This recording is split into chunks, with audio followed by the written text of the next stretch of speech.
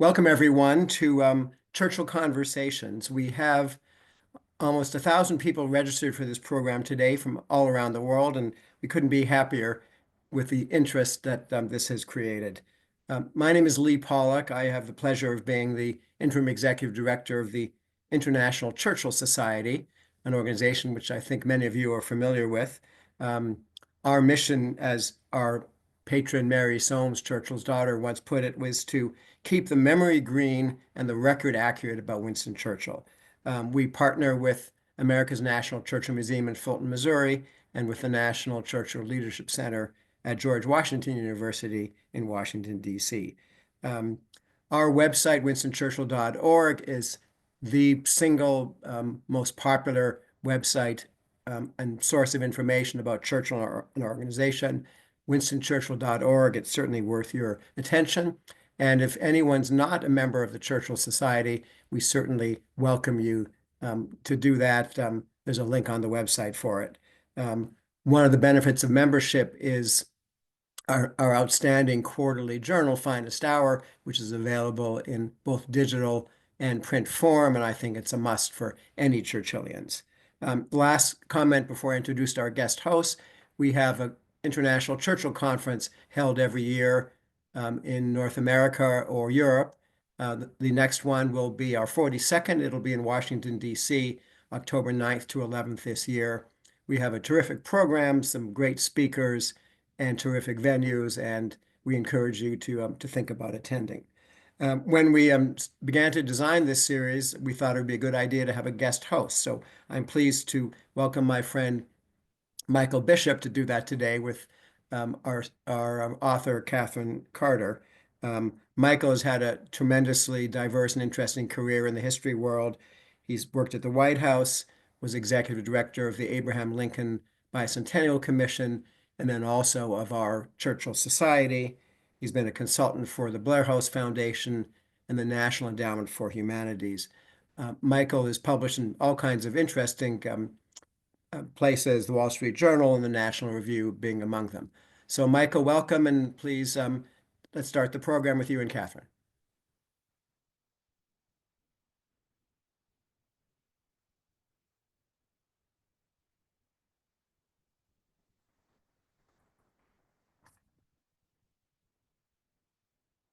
Place where I first met Sir Martin Gilbert years ago. And so therefore it's fitting to be talking to Katherine today about what I consider to be another future classic Churchill book, Churchill's Citadel, Chartwell, and the Gatherings Before the Storm. I gather some of our audience members, maybe many of them, have already bought the book, but that shouldn't stop them from buying some more. And for others who perhaps have not yet, I've just wanted to share a few reviews, a few of many glowing reviews. The historian and podcast superstar Tom Holland considers it the most original account of the build-up to the Second World War. The Daily Mail calls it fascinating and delightful. And the Critic magazine raves that it chronicles the political life of the House throughout the 1930s with such relish that one can smell the cigar smoke exude from every page. And that is an endorsement if I ever heard one. Before I move on, I want to mention that there is a Q&A button at the bottom of your screen. Please feel free to submit questions. We will devote some time at the end to answering a few. And for now, let us turn to Katherine and see, Katherine, if you could set the scene of Churchill's Citadel both chronologically and geographically. Where was Churchill in the context of his life and career, and where is this extraordinary estate? Thank you very much, Michael, first of all, for those very kind words and including some of those very nice reviews that I've had. And also thank you to everyone who's joining from all over the world this evening. It's a pleasure to be virtually with you this evening. Churchill Citadel is Winston Churchill's home that by the time that this book represents being the 1930s, he had lived there for the best part of a decade. So he was firmly rooted in that spot in North Kent, chosen primarily for its astonishing views. And if anyone watching today hasn't been to Chartwell, the views are hard to surmise in words, but they are truly glorious, panoramic, rolling fields, woodland, utterly astonishing. You can see why it captured Churchill's heart, so much so. In terms of Churchill's career, he's had a roller coaster of a career. By that point, it's safe to say he'd started off with the Conservatives, moved to the Liberals, and by the time of this book, being the 1930s, he's back with the Conservatives again. Although this book comprises the years that, at the outset at least, his party are out of power. So he has a lot more time on his hands, even though he's still a member of parliament, he's not serving in government. And part of what he does by way of filling his time is writing, which was always his main source of income. And it's on a research trip for his biography of the first Duke of Marlborough that he makes a trip to Germany in the summer of 1932. And from that point on, his life takes a very strong tangent in the direction of opposing Nazism. Those of us who live in old houses can really empathize with Churchill and his struggles to make Chartwell a comfortable and livable home. He had rather a project ahead of him. What was the story, just to go back a bit for a moment, of his discovery and purchase of this home? And was his wife Clementine an enthusiastic supporter of this endeavor? The moment he laid eyes on Chartwell, he fell in love with it. But you would wonder why when you read the reviews of the building itself. I mean, there was reference to the fact that only the kernel, the centre of the old house, had managed to withstand the ravages of the wet. And, you know, there was creeping fungus, there was structural concern around beams, all sorts. And so I think it's safe to say that Churchill at that point in time is looking at something of a fixer-upper. And it took 2 years before the house was ready for the family to move into, not just dealing with those issues of the building, but also making it the home that Churchill had always wanted. And he had wanted to buy in Kent for a long time. His childhood nanny, a lady called Mrs. Everest, had hailed from Kent and had planted a seed very early on that it was the garden of England and a wonderful county to live in. So between wanting to be in Kent, wanting to be within an hour of London, you're therefore looking at North Kent, and then for Chartwell is what you come across. In terms of Clementine's views, she had a very different background and upbringing to Winston Churchill in far more straitened circumstances. And therefore, when she saw Chartwell for the first time, all she could see was the expense, the considerable expense it would take to make it even inhabitable. She had liked it, I should say, briefly when she first saw it. She did have a romantic view of it upon first sight. And there's a wonderful letter she writes to Churchill saying that the view from Chartwell is like the view from an aeroplane. And for those of you who've seen Chartwell, you can see why in the early days of aviation, it certainly would have felt that way. But being a very practical person, she quickly soured on the idea. And so it was a very bold move of Winston Churchill's when in 1922, he made the decision to buy Chartwell without telling her. Your book opens, the first encounter that you describe, and you really focus on 12 individual, distinguished, fascinating visitors to Chartwell during the 1930s. But the first encounter you describe is one that actually didn't happen. And it didn't happen, or didn't not happen at Chartwell, but instead in Munich. Can you tell us about that and why you wanted to start the book with this near miss in Munich? Of course, my book comprises 12 remarkable meetings that happened at Chartwell. I did think it was necessary to go slightly earlier on in terms of giving the context. And the fact that there was this astonishing near miss moment in Munich in 1932, it's almost too hard to fathom the idea that it might have happened. And that is a meeting between Winston Churchill and Adolf Hitler. The reason this meeting may have taken place was because Hitler's sort of social secretary, a gentleman called Putzi Hempstegel, had become on relatively good terms with Winston Churchill's son, Randolph, who was serving as a foreign correspondent in Germany at that point and covering the series of quick-fire elections that had led to the Nazi Party being the largest in the Reichstag. So Winston Churchill, on his way to Germany to research the biography of his ancestor, the first Duke of Marlborough, meets up with Randolph, and there's this idea that he might well have dinner with the individual who is at the helm of the largest political party in Germany. And at that point, of course, the horrors of what would await under Nazism hadn't manifested yet. So it was simply a meeting between two senior political figures, although in Hitler's case, not senior enough. Given that Winston Churchill was by that point on the backbenches of Westminster, Adolf Hitler made the rather interesting decision that, in fact, Winston Churchill was not worthy of his time and therefore stood Winston Churchill up. But even though that meeting didn't take place, what Winston Churchill had witnessed during his time in Germany was enough to ring alarm bells. And it's from that point on that you start to see him making speeches and writing articles warning of the threat of Nazism.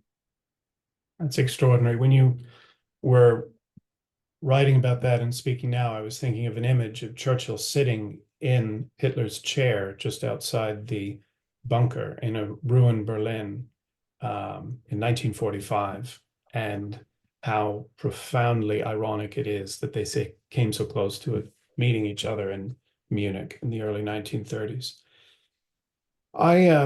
I've seen the visitor's book at Chartwell. It's pretty impressive, pretty substantial, room for lots and lots of different names. You must have had an interesting challenge trying to whittle down that list to 12. What were the factors that went into your choices, and how difficult was it to do so? You were absolutely right that the visitor's book at Chartwell is an astonishing object and historical record as well. Over the 40 years of the Churchill's occupancy at Chartwell, it comprises over 700 individuals who signed it. But having said that, the signatories of the visitor's book were largely those who were, as the Churchills called them, dine and stay guests. Those who came for dinner and stayed overnight were usually the ones that signed. And consequently, you have this very large number of people who don't actually sign it. Those who are coming for the day, for the afternoon, for a quick meeting with Winston Churchill, often don't. So the visitor's book is a wonderful record, absolutely, but it took quite a lot of detective work and research and archives to actually get to some of those more obscure visits. And often those are the more interesting ones. Dare I say it, the ones where, for whatever reason, people didn't want to sign it, potentially for reasons of their own safety. And the Churchills did have a habit, if there was someone important enough, they would bring out the visitor's book, even if it broke their usual dine and stay rule. So, for example, it's fascinating that someone like Albert Einstein, who definitely would meet that criteria of importance and significance, didn't sign the visitor's book. And that was likely because at that point, he was essentially on the run from the Nazi regime, and so trying to document his whereabouts as little as possible. So the visitor's book is wonderful, but it's one part of a much bigger tapestry of the visitors to Chartwell. We hear so much, have read for so long about the 1930s being the wilderness years for Churchill, but it seemed like Chartwell was a fairly busy place for being a wilderness.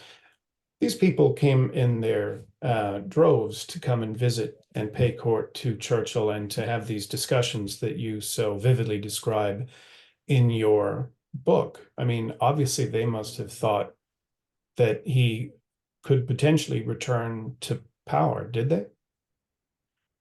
People who were coming to Chartwell were either those who had information which was of value to Winston Churchill, be it eyewitness accounts, testimonials, statistics, evidence of Germany's preparations for war.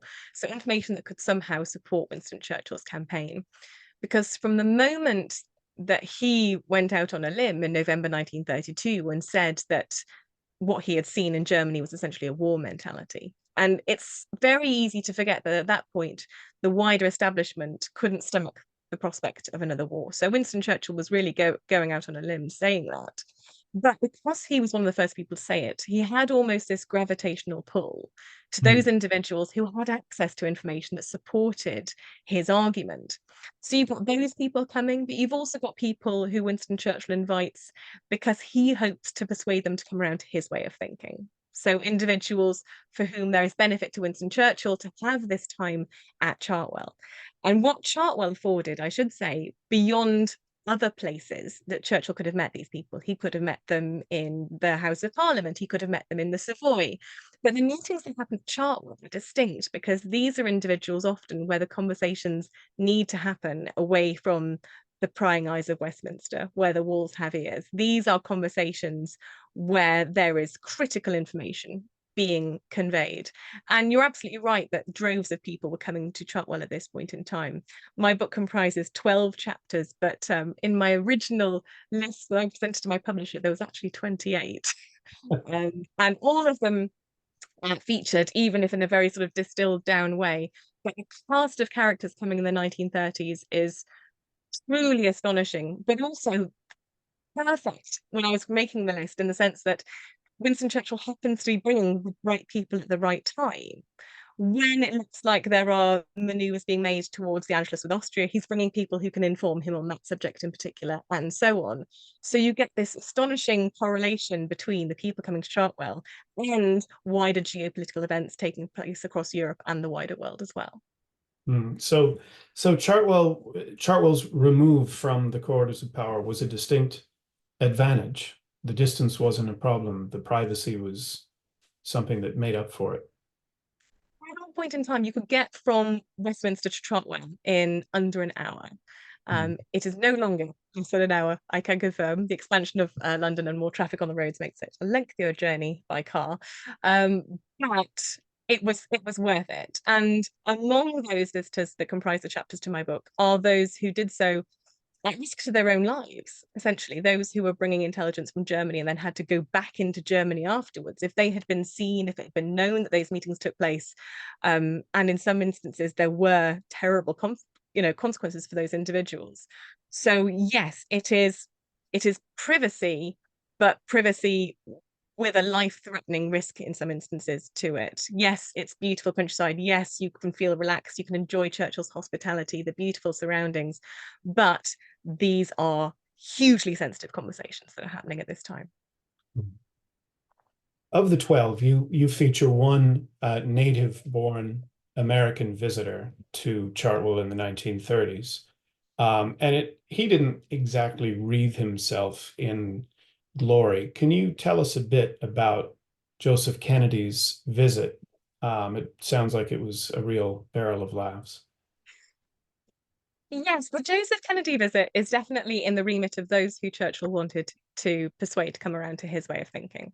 So the circumstances around that one are that a mutual friend of Kennedy's and Churchill's gets in touch with Winston Churchill and says, this gentleman, Joseph Kennedy, has the ear of the president, and I would strongly recommend you sending him an invitation to meet with you whilst he's in the UK. And this is when Kennedy and his wife Rose are literally making their way across the Atlantic when this note is sent to Churchill. So an invitation is hastily sent, and a meeting is arranged for Kennedy and his wife Rose to come to Chartwell in October 1935. And what's really interesting about this meeting is that what Winston Churchill is proposing to Kennedy, and therefore hopefully indirectly to President Roosevelt at that point in time, is some sort of shared Anglo-American naval police force. So some mechanism of protecting the seas through collective security between the two nations. And this might seem an incredibly random thing for Winston Churchill to be pitching at this point in the mid-1930s. But the reason for it is that just a few months earlier, the British government had signed something called the Anglo-German Naval Agreement, which was originally intended to give Germany the green light for naval expansion to the amount of a third of the size of Britain's navy. But the agreement was so convoluted in its terms that actually what was agreed in the end was for Germany to expand to a third of the size of Britain and Commonwealth fleets combined. So this is essentially green lighting massive naval expansion on Germany's part. And we mustn't forget that Winston Churchill has been at the helm of Britain's navy at the outset of a war, just one conflict earlier during the First World War. So he can see the huge risk posed by this. So Kennedy comes to his house. They have this conversation where Winston Churchill makes this pitch. Unfortunately, what Winston Churchill doesn't know is that Kennedy is already predisposed in some ways to dislike Churchill for various reasons. But not only that, Kennedy, when he's meeting people during his time in London, is very used to getting the red carpet, people sort of hanging on his every word. And Winston Churchill doesn't have time for any of that sort of pleasantries. He's got limited time. These meetings are often a couple of hours. This could be your one chance to make your pitch, and he goes into campaign mode straight away. But this rubs Kennedy the wrong way, and he goes away feeling uncertain about Winston Churchill. And in fact, later goes on to reference, I don't trust that man. So when Winston Churchill made his heartfelt plea on the behalf of national security through the seas, Kennedy's disinclination meant that it was an ill-fated meeting. What did Kennedy and these other visitors take from their experience? Was there a common theme that you discovered about their perceptions of Churchill and Chartwell in their correspondence or in their diaries, or did everyone have a different take, just depending on their own individual point of view? Varied considerably. The one common thread, I would say, is a love of Chartwell itself. There is very common reference to the fact that Chartwell is in this, idyllic setting. The hospitality is wonderful. The cuisine is beautiful. And it should be said, the Churchills at this point are essentially parachuting in contracted cooks to specifically prepare meals for some of these particularly more influential visitors, shall we say. So there's a lot of choreography that goes into making the perfect setting for these conversations. There's also a lot of champagne flowing. And one of my favorite research moments was when I discovered that Heinrich Brüning, a former Chancellor of Germany, referenced his first visit to Chartwell in the mid-1930s as the most drunk he had ever been in his entire life. So much so that he was reluctant to provide an account of the conversation that evening because he couldn't quite remember it. So you get an insight there into the environment Churchill's trying to create. He wants people to feel relaxed, to be able to enter into honest and forthright conversations. But in terms of people's views of Churchill, it does vary. There's some really interesting ones. For example, one of the visitors, a lady called Sheila Grant Duff, who becomes incredibly valuable to Winston Churchill as essentially a direct line to senior political figures in Czechoslovakia. Her personal political inclinations do not align with Winston Churchill's. She is not a conservative, and she actually describes in her accounts written later that she went in with a very negative perception of Winston Churchill, that she kind of pictured this sort of, punched old figure who would, be thoroughly unpleasant to be around for whatever reason. This was her preconception. And she came out completely converted, thinking extraordinarily highly of him. And it was because of that high opinion that she developed very quickly that she was willing to support his campaigns. So you get from that end of the spectrum right through to the likes of Kennedy going, do you know what? I don't trust that guy. So it really did depend on the meeting and how it went. Thank you. One of the most impressive things about your wonderful book is the way in which you have deftly woven the story of Churchill's life at Chartwell and his architectural and artistic and horticultural activities through a book that really is made up of very sort of disparate chapters dealing with the visits of different people. As a historical writer myself, and I'm sure we have some watching us today, that's not easy to do. Can you give us some insight into how you managed to do that, to tell these two very different stories at the same time? Thank you very much for that, first of all. It is something I tried very hard to do, in the sense I wanted essentially for there to be three elements to it. I wanted it to be a history of Winston Churchill in the 30s. I wanted it to be the story of the sort of spiraling towards the Second World War, but also the story of a house. And I think that one of the things that's allowed it to take that approach is that I've woven in throughout recollections and testimonies and private correspondences from not only Winston Churchill's family, but also the staff at Chartwell. So those individuals who I argue their lives orbited around Chartwell just as much as the Churchills, though in a very different way. So, for example, the fact that you can have things like the chauffeur getting fed up and quitting because he's doing too many late nights around the time of the abdication crisis. You know, the secretaries who are there writing to people saying, I haven't seen my family in weeks because all I do is late nights for Winston Churchill. And I think that it's once you have an idea of the entire ecosystem of a place, that's when it happens actually pretty naturally, that you tell the story of the spiraling towards war and Churchill's going on, but the rich tapestry that surrounds it, I think it gives you a sense of life at Chartwell. And I maintain that none of these events happen in a vacuum. So I mentioned the abdication crisis a moment earlier, but you've got Churchill at the same time worrying about his daughter, who has eloped with a man that he doesn't approve of. And not only eloped, done so in a way that it's garnering headlines across newspapers around the world, that she's eloped with this much older divorcee, and done so essentially fleeing across the Atlantic to be with him in the US. And so it's all very dramatic. So you can talk about Churchill, the abdication crisis. He's thinking about it at the same time, and you get a much broader sense of what Winston Churchill was enduring across all spectrums of his life at that point. There were, and of course, this story ends in glory, or at least the beginning of it anyway, but there were more than a few stumbling blocks along the way on Churchill's road back to power. And you discuss a couple of them. One of them was Churchill's financial situation. He was the grandson of a duke, but didn't really have the wealth that one might expect a grandson of a duke to have. Churchill seemed always to be sort of trembling on the brink of financial disaster. What impact did this have on his life and career, especially as he was based at Chartwell in the 1930s? So Chartwell was in part a cause of their financial woes as much as a part of it. So when the Churchills bought Chartwell, they did so for £5,000. We're told that the renovations that they hoped for would cost no more than 8. They ended up coming in at 20 in total, and then another 10,000 on the interior decorating. So suddenly a £5,000 house has become £35,000. And unfortunately, for that reason, it really is a financial ball and chain for the Churchills.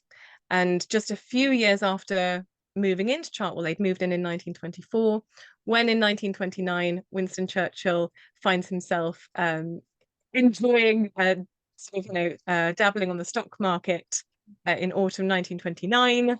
Unfortunately, as many of those watching tonight will be aware, that's probably the worst time in history to start kind of dabbling in that. And he lost the equivalent of about £1 million in today's money in one fell swoop. And that's when the Churchills were already precarious financially. There's a really interesting memo that Churchill writes to Clementine at one point, listing ways they need to urgently save money. And in some instances, it's renting out their house while they're not using it. That's the sort of level of thinking. And for that reason, the writing becomes even more vital. The advance that he got for the multi-volume history of his ancestor, the Duke of Marlborough, was £10,000, which, from doing the maths, that's double the price he bought Chartwell for. So that's a phenomenal amount of money. So that alleviates the problems, but it doesn't solve it. And even by 1937, 1938, the question arises of putting Chartwell on the market. This would have robbed Winston Churchill of this place of extraordinary seclusion and privacy in which he could have these meetings. So some of them, particularly as Europe spiraled towards war after the Anschluss with Austria, after the Munich Agreement, and then the invasion of Czechoslovakia, if he hadn't had someone remote to have these conversations at that point, it's entirely possible that the history of the world could have been quite a different place.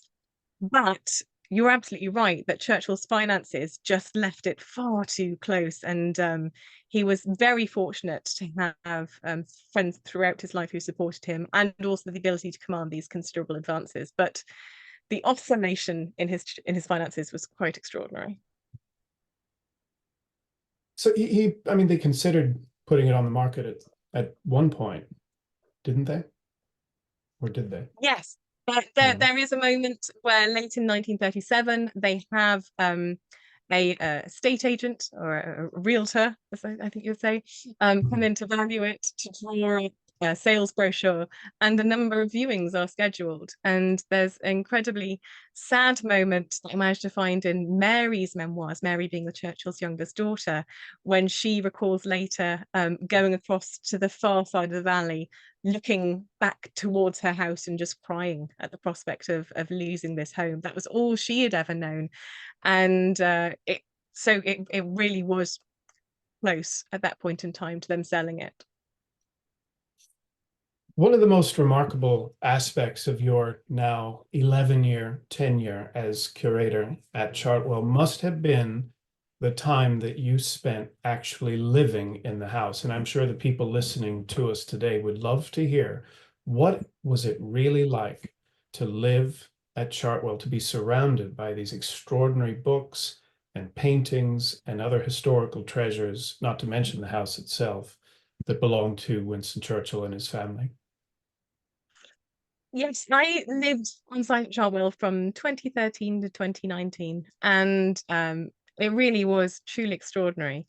I hasten to add that the residence in which myself and my husband resided was a self-contained apartment in the sort of rafters of the building, which would have originally been largely sort of servants' quarters.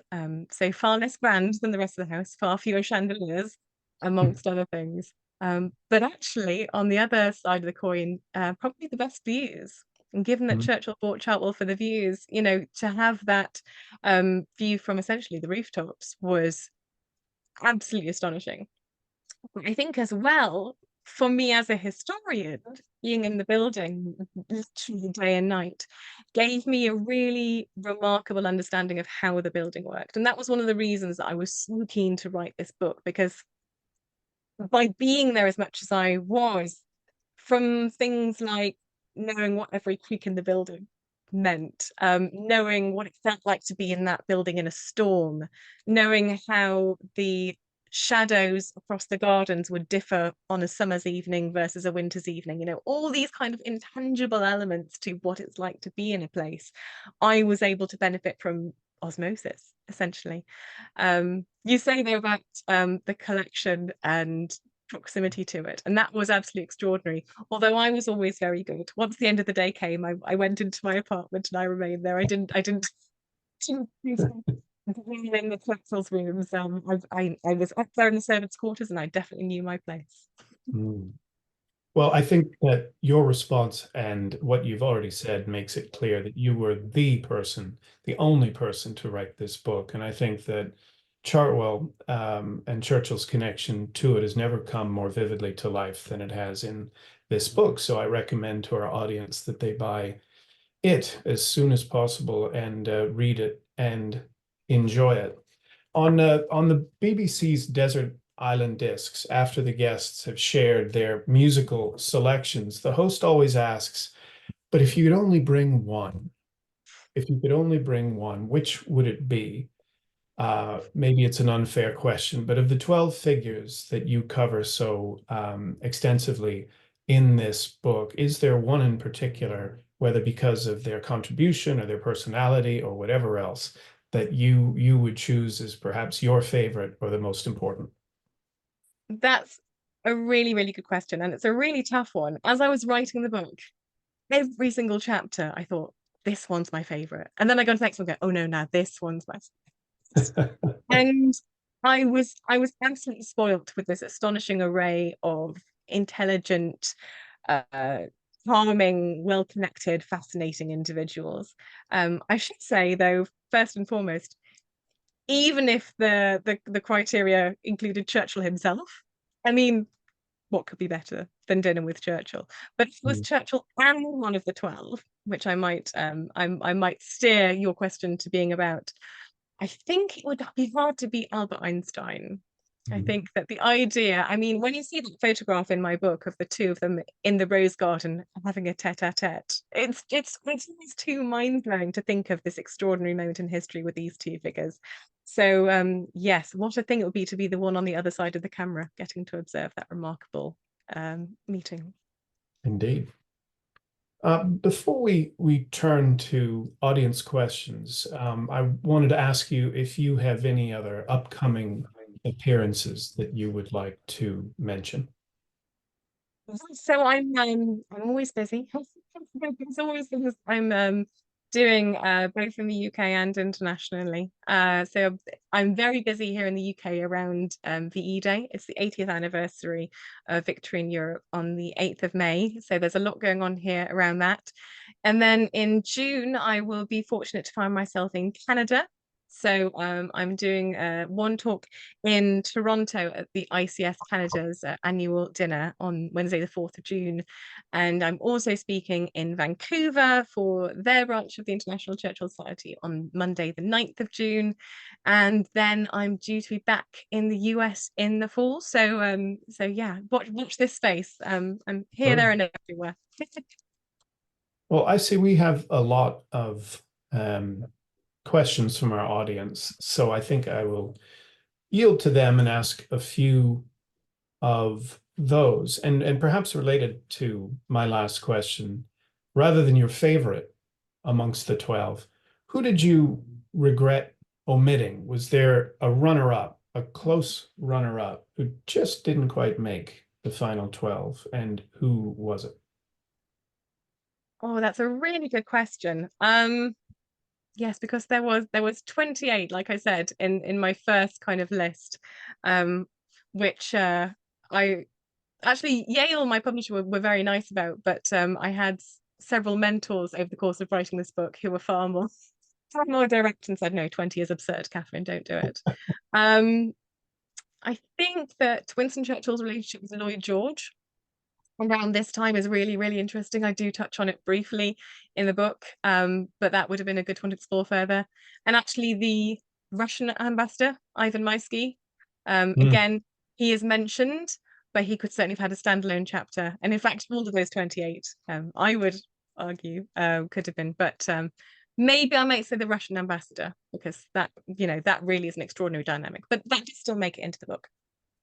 His remarkable diaries were published a few years ago. There's a 3-volume edition, the full diaries, and then a 1-volume edition, which I highly recommend. It's one of the more revelatory books to be published about the Second World War in recent years. We have a question from an audience member in Argentina wondering whether or not there might be a Spanish edition of your book. Might there be, or perhaps other language editions? So at this point, I believe it's only due out in English. I've had a few people asking about translated versions, and I think it's just the English one for now, unfortunately. But I will certainly make a case to Yale University Press that there is a continuing demand for translated versions, because yeah, it would be lovely to see that. You mentioned very important figures in Churchill's life during this period, the Wigrams, Rafe Wigram and his wife. We have a question here asking, could you describe the first encounter that Churchill had with the Wigrams and his subsequent involvement and dealings with Mrs. Wigram? Yeah, so the Wigrams became associated with Winston Churchill. I should say, for anyone who's watching, Rafe Wigram was a sort of rising star in the Foreign Office. He was he was one to watch, essentially, hugely intelligent. And he came to Chartwell numerous times over the mid-1930s.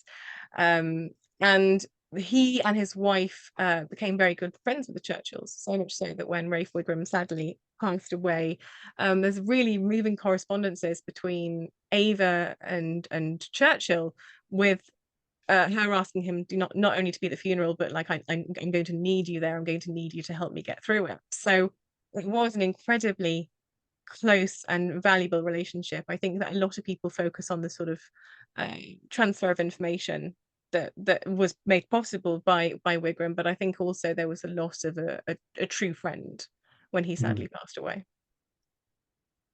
Another viewer asks, it must be a Merchant Ivory fan, analogous to The Remains of the Day, novel and film, did Churchill have a long-serving butler to help manage the estate?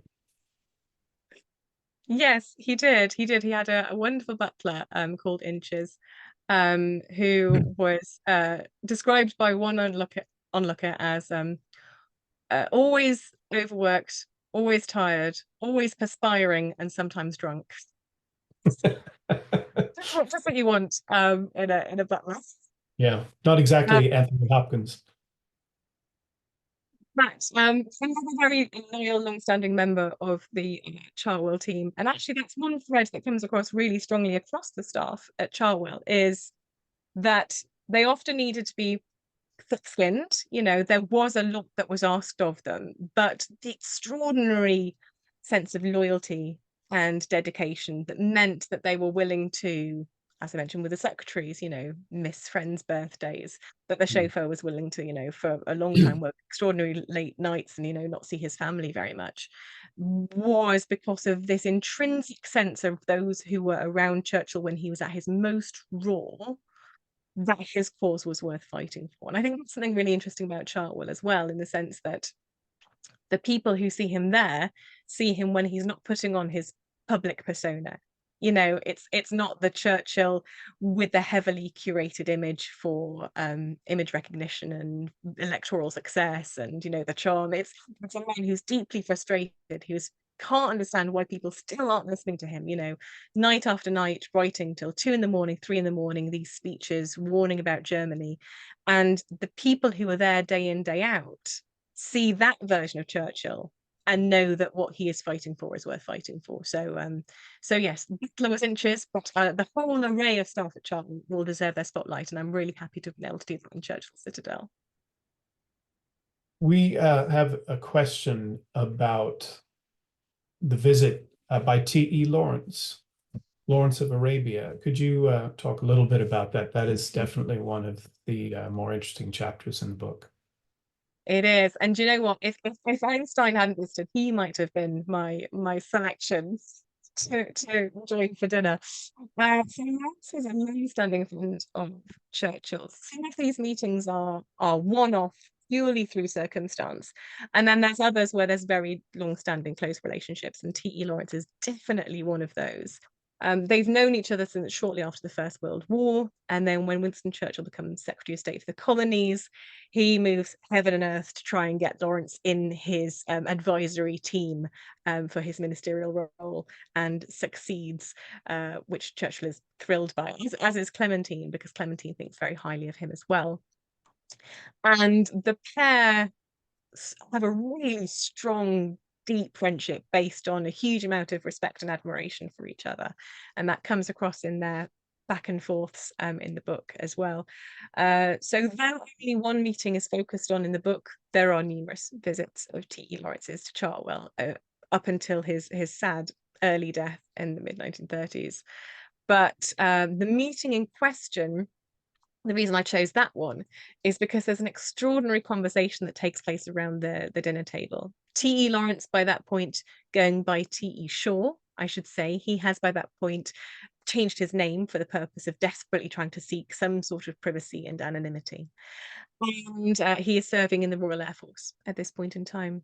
And the conversation that arises during the meeting that features primarily in the book, which is in February 1934, is Winston Churchill asking Lawrence how, in the event of aerial bombardment, civilian populations can be defended.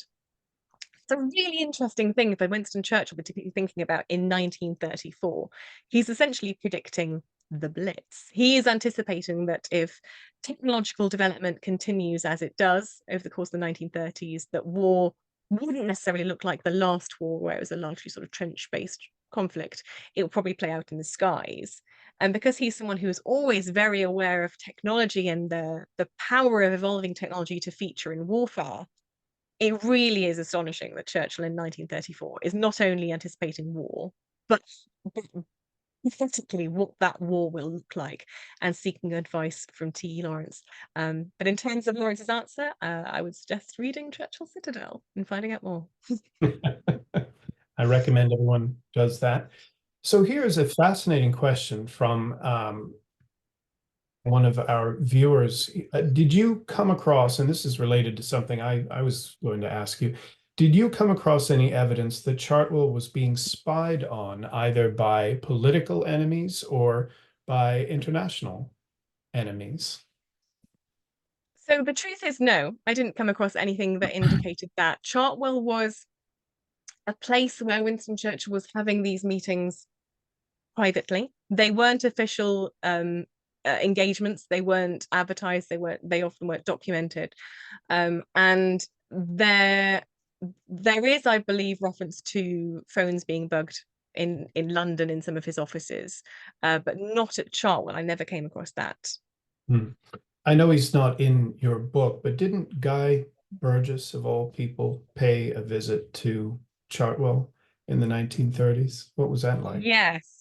So Guy Burgess did indeed visit, and though he isn't one of the sort of headline chapters, the meeting does feature through rather insignificant surrounding circumstances. There's meant to be a speech that Churchill's due to give for the BBC. It needs to get rescheduled for one reason or another, and so the BBC sends out a member of its team to go meet Churchill at Chartwell to discuss the rescheduling of the speech. And that individual just happens to be Guy Burgess, who would become known to history as one of the Cambridge spies. So a really interesting meeting that could have easily been one of its own chapters, and it was in my list of 28.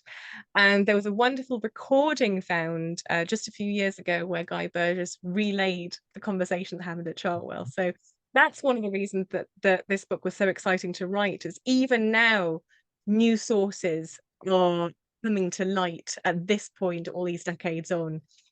So it's a brilliant time to look at the subject. And if I may as well, another reason the timing is particularly good is because the last surviving pre-war resident of the Chartwell estate was one of my interviewees, a lady called Gwen, who was the head gardener's daughter.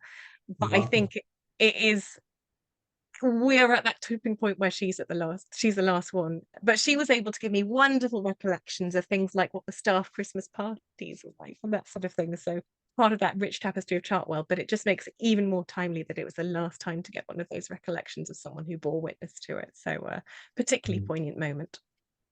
Well, another question is, and this might solve this problem we've been alluding to, would you consider doing another volume with 12 more visitors? Do you know what? I don't know if I would revisit the 30s again, because I do think that Churchill's Citadel, I don't think I can beat it for conveying what life was like for Churchill and for his family and for those who were at Chartwell in those years. But I would be very interested in exploring different periods of his life. My next book I am excited to reveal I'm starting to work on is actually a prequel to Churchill's Citadel. So looking at Churchill's life in the 1920s, which is a really fascinating period in his life and has had comparatively little scholarship. You've got him crossing the floor from the Liberal Party back to Conservatives. You've got his years of Chancellor of the Exchequer. You've got extraordinary meetings, discussing really kind of, high politics when he's at the upper end of his political power of his life, happening at Chartwell. You've also got things like the fact that his daughters are a bit younger and they're being presented at court. So you've got that sort of side of family life as well. And I just think that would be a really rich story to tell as well. So nudging it back a decade into the 20s is what awaits. Very good. We look forward to it. Your book obviously is about very important visitors to Chartwell, but one of our viewers today asks, when Churchill wanted to retreat and be on his own, alone with his thoughts, where would he go? What was his favorite place in Chartwell? What was his retreat?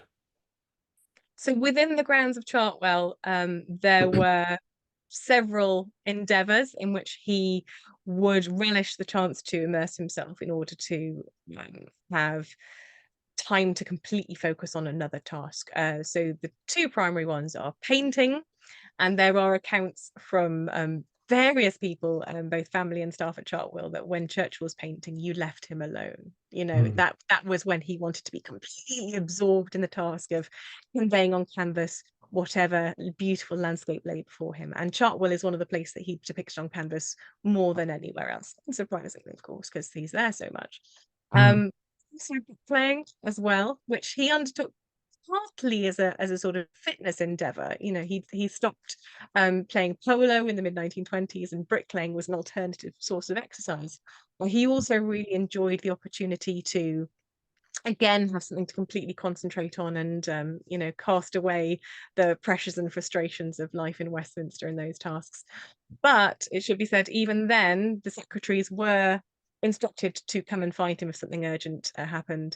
And so you've got these wonderful accounts from the secretaries of running all over the estate and climbing up ladders and handing him, you know, telegrams, because though he needed that time alone, he also was never uncontactable if something was important enough to warrant his attention. We only have really a few more minutes, but one thing I was curious about, I think that our listeners and viewers would like to hear.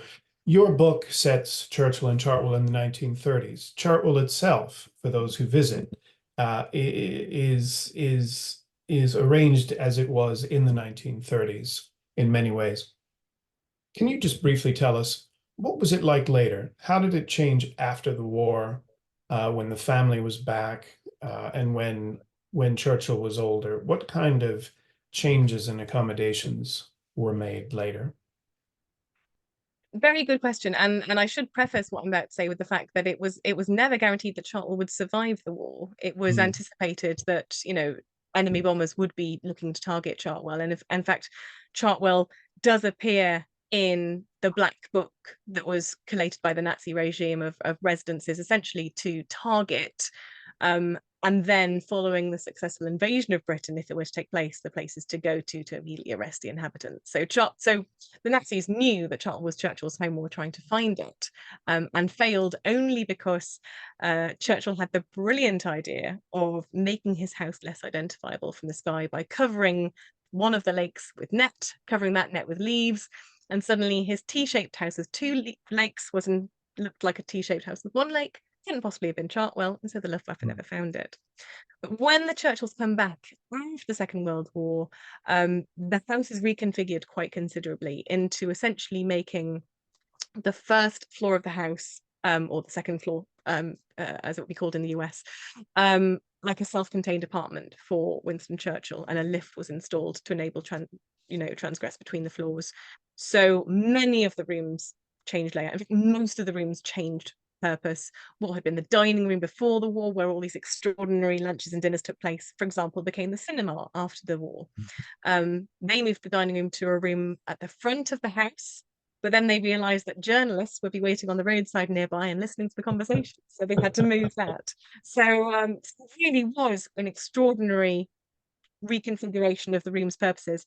But Clementine and Winston had always talked about Chartwell in the 1930s as being its golden age. That was the period they wanted represented. And for that reason, in my opinion, Chartwell as it is today is the ultimate primary source into the Churchill's life during that period. What you see is their possessions as curated by them, depicting their lives there. And I just think it's unrivaled in that regard. Well, you have certainly convinced us. And Katherine, thank you very much. Before I turn the microphone back over to Lee, let me remind our viewers again, Churchill's Citadel, available at all fine bookstores and on Amazon and elsewhere. Thank you so much for your insights and your expertise, and best of luck with the next book and the books to come. Thank you so much. And thank you everyone for joining this evening. It's been a pleasure. Thank you. Lee? Yes, thank you everyone for being here. Thank you, Michael, for those very thoughtful and insightful questions. And of course, Katherine, for being such a stalwart supporter of the Churchill Society, for participating in so many of our events. Stay tuned, ladies and gentlemen, for future installments of Churchill Conversations. Our friend, the British historian and Churchill biographer Andrew Roberts, has once said, "Of books about Winston Churchill, there should be no end." And there shall not be. And what we hope to do in coming weeks with this series is introduce our audience worldwide to all kinds of interesting people and subjects. And Winston Churchill is unquestionably the most fascinating historical figure of perhaps at least the last 100 years, and who knows, for maybe hundreds of years more than that. So thanks everyone for joining us, and we'll see you again soon.